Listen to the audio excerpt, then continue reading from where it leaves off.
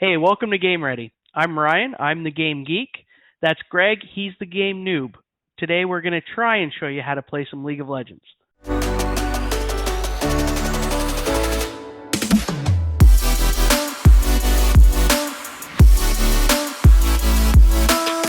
Today we're just going to be going over League of Legends. Basically, this is a low-level account, and what I'm going to do is I'm going to go over how you should set up your champion pool and get ready to actually go against other players, and showing you how to compete on the Rift. This is basically the user interface to start up. And here it has your whole overview of your account. It has your mastery scores of each of your champions. Shows you which you play the most and how well you do on them. Your honor level. It's a ranking to show that you're not toxic within game, because there's a lot of toxicity within League of Legends. If you play ranked, solo queue, or duo and ranked, any trophies or banners you may have acquired on the time. You can take a look at your match history. It shows you what units you've bought, what you played in, and your KDA, which is kill, deaths, assists. Creep scores. When you kill one of the little minions that is not another player character, you basically get gold, and you up your creep score on that. Everything you own, it's all the champions, but also the champions you own. So what you can do is you can see all champions, or you can just see the champions you own on this account. So all these champions here are the ones that I have acquired while playing. Emotes, again, same thing. These are the emotes I have on this account. Let's throw a few more in here, just make things interesting. An emote is something you flash in game that lets you show what you think at the time. So, like, if somebody did a good play, you could throw a thumbs up, right? You don't agree with what somebody did, there's other things you can do that'll basically pop up whatever your feelings are at the time. It's an emoticon that you play in game that relates that. You gain runes as you play as well in this game. You set up your runes, and they're alternate playstyles for your champion, or they fall in line with the playstyle for your champion. If you're playing let's say an assassin, most assassins go with electrocute, which this is the main part of the rune, which does the most for the rune. An electrocute, so this one, hitting a champion with 3 separate attacks or abilities, deals in 3 seconds, deals bonus adaptive damage. And you can see with the damage output in it. So if you're playing an assassin, what it does is it gives you that little bit extra of burst, because chances are you're going in, you're hitting one ability, another ability, auto-attacking, doing another ability. So you're going to proc that electrocute ability within that. And then there's a cooldown for that electrocute ability, which is 25 to 20 seconds. And basically that goes down as you gain levels. And then within each tree, there's 3 subsections that you get to pick from. You're only allowed to pick one of the 3. And each one of them vary slightly, and they'll help you differently within your build and what you're planning on doing. This is what makes each champion a little more refined and a little more effective in their role. Within that ability, you also have a sub-ability. So within that, it's exactly the same. So if I had taken this domination tree as my sub-ability, the only thing I wouldn't be allowed to have, primary ability, which is the electrocute. And you can see there's 4 abilities within it. There's electrocute, predator, Dark Harvest, and Hail of Blades. But you only get them on your main. This is your secondary tree. It just adds a little bit of bonus that gives you a little more flexibility within your champion. So this is the precision, which is usually used by a lot of marksmen or tanks in Triumph. So it restores missing health when you kill somebody and deal extra damage on low enemy champions. The other thing you get within this, an ability on 3 nodes, so you can pick if you want more offense, so it's adaptive force. It doesn't matter if you're AP or AD. AP is ability power, AD is attack damage. So mages AP, marksman AD. Then, or you can go attack speed, or you can do ability haste. Second one is defensive, or you can do adaptive force, which is offensive, or defensive, which is armor, or magic resist. And the bottom one is also more of a defensive rune. So these are your runes that you want to set up to get your character to be optimized, basically. You can run it with anything you want. It just might not be optimized. Level 1 to 10, no, you do not have all the runes. You will get them as the game goes on, but in that same breath, you can't play against other characters, or at least you can't play against other people ranked before you get to level 30, regardless.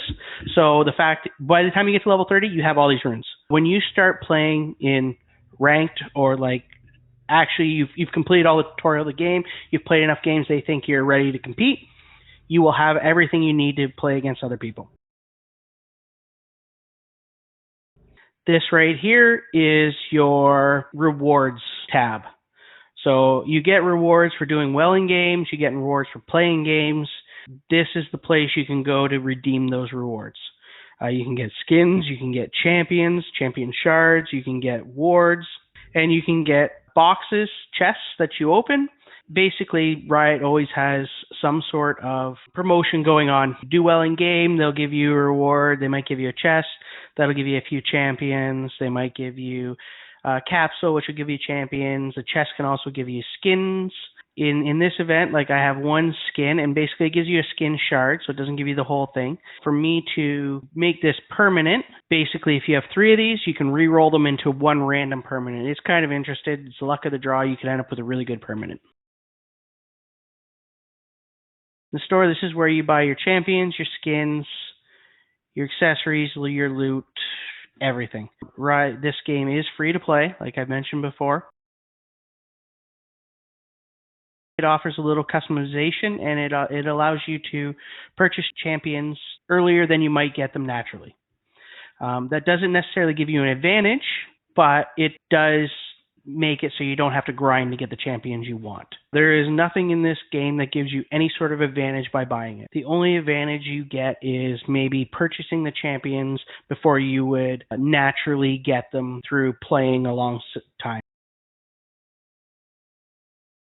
So you might want a few extra champions, you buy them. It just gives you flexibility. So what happens in your screen when you're picking and banning champions is you actually ban champions. So your champion that you might be good with might get banned out. So you want flexibility to be able to select another champion in case your champion gets saying, no, we're not allowing you to play that champion this game. Real cool skin. Take a look at it really quickly. This is the skin we're talking about here. It's 3250 RP. Every 100 RP is about $1. So that's $32 to purchase that skin. That's one skin and doesn't benefit you at all in gameplay.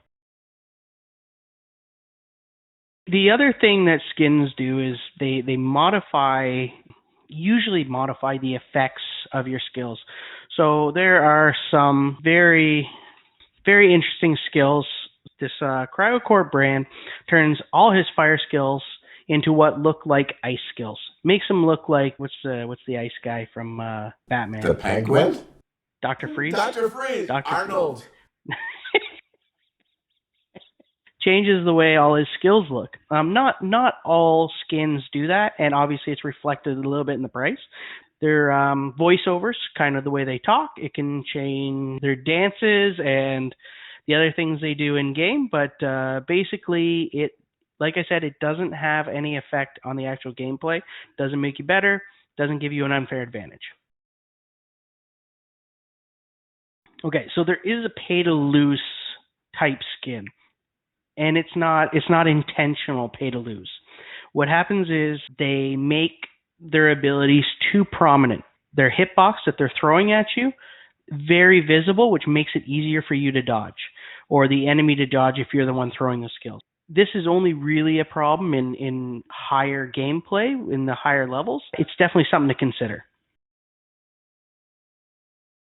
Loot is Riot's way of doing the whole gambling, roll to win sort of thing, hoping you'll get the best of the best. What you do is you can win all of these chests just by playing well. You're allowed to win, I believe, 4 a month for getting you or someone on your team getting S's. And you can get one of these boxes. You also need keys for them. And what happens is you randomly get stuff out of these boxes. Can be skins, can be champion shards, can be other keys, can be gems, I believe. I'm still not too sure if they still have those. It just gives you a little boost to your champion pool and your skin pool for those champions. This is probably your most cost-effective way to get champion shards and skin shards. The problem is you have no control on who you get. If you have a big champion pool, you want some skin shards, this is probably your best way to get them.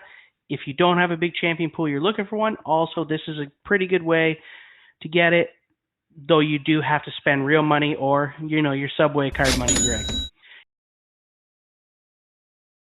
Your champion pool is how many champions you have to pick from. So it's the champions you own. Accessories are like the most unneeded. Emotes, which we briefly talked about those. You can buy which ones you want. Again, they're about $3.50 each. There's not too many you can buy with RP. There might be one or two, or BE, sorry. The rest of it's with real money. And these just add a little swag to your game, a little BM, a little bad manners. Or someone does something real dumb in the game, you can throw up, this guy holding his head, "Are you kidding me?" emote. It's just like, and what's going on? Like, what are you doing? And people in the map, they get what you're trying to say. Or maybe you kill somebody, right? And you just want to poke at them a bit. Maybe you throw up the unworthy, a little thumbs down. I'm like, you suck. I beat you. I beat you bad. Anyways, these are all little things you could do to kind of poke your enemy, talk to your team, or just, just good fun in general.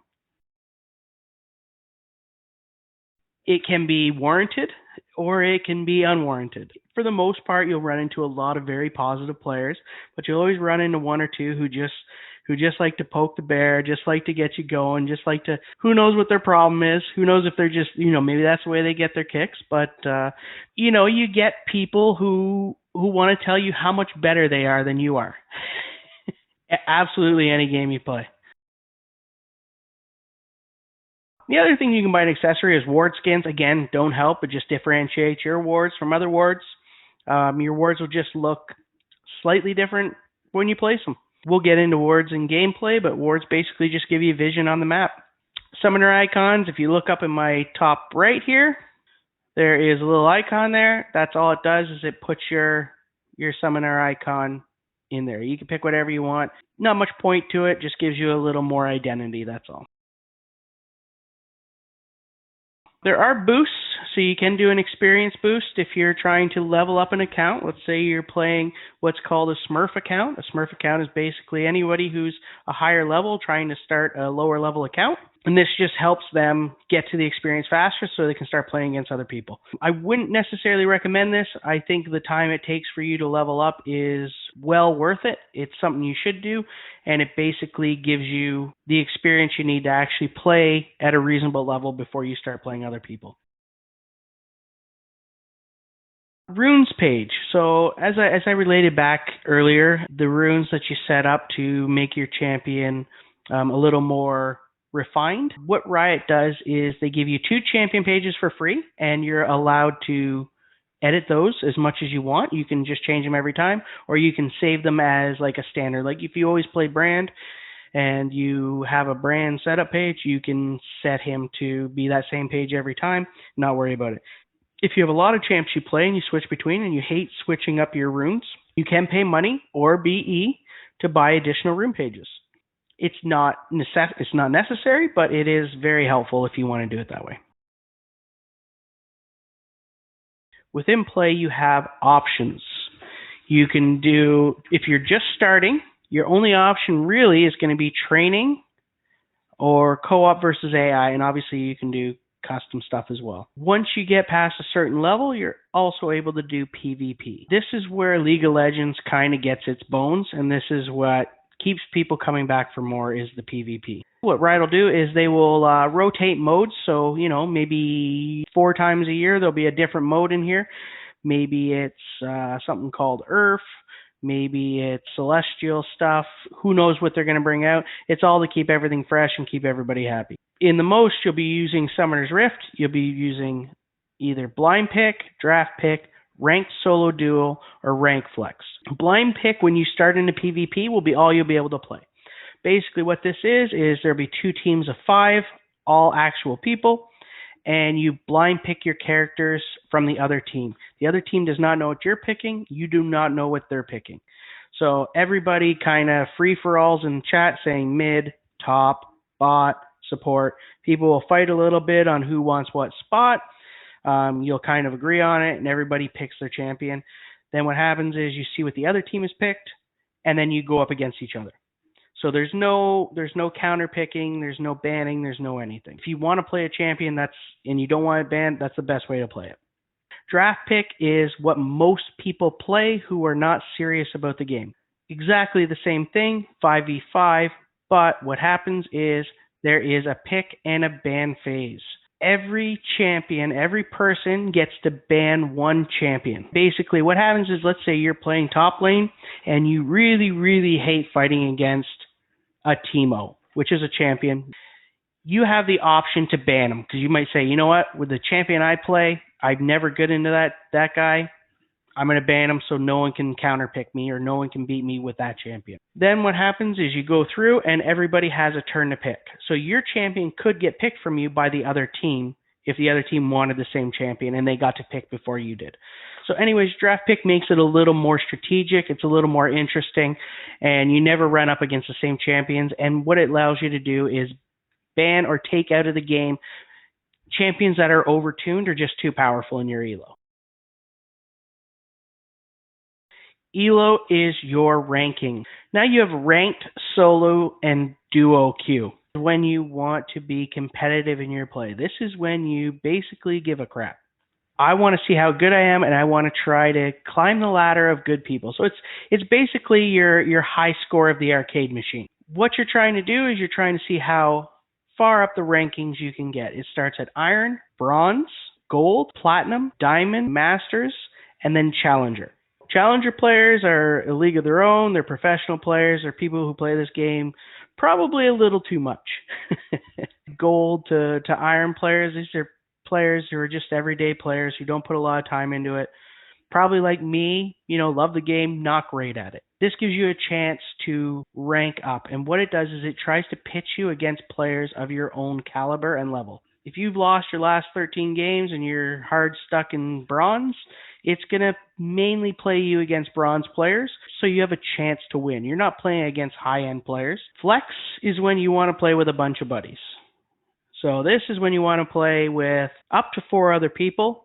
They try to match teams of equal amount. If you're playing with 3 people yourself, they'll try to match another 5 people who have at least 3 people matched together as well. And this is it's ranked as well, so it runs the same as solo, but it prevents people from teaming up and climbing the ladder of the solo queues. The solo queue is more pristine, it's more prestigious. Thanks for watching Ryan's breakdown to the Absolute Beginner's Guide to League of Legends. In the next video, we're going to do gameplay. I'm going to start playing the game and we're going to see how much I suck and how much Ryan's coaching can help us along. In the gameplay vid, we'll talk about the fountain, the lanes, the bottom, middle, and the top, jungle, and the powerful monsters with the experience in there. Finally, going to turrets and getting experience from the last hit. Remember to subscribe to the channel and give us a like. We will see you in the next Absolute Beginner's Guide video to League of Legends. See you next time.